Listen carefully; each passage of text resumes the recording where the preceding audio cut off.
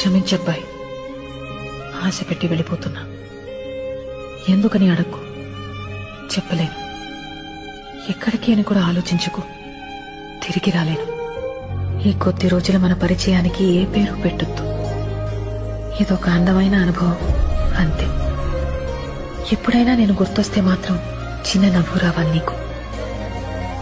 నువ్వు నవ్వితే చాలా బాగుంటావు, నాకిష్టం.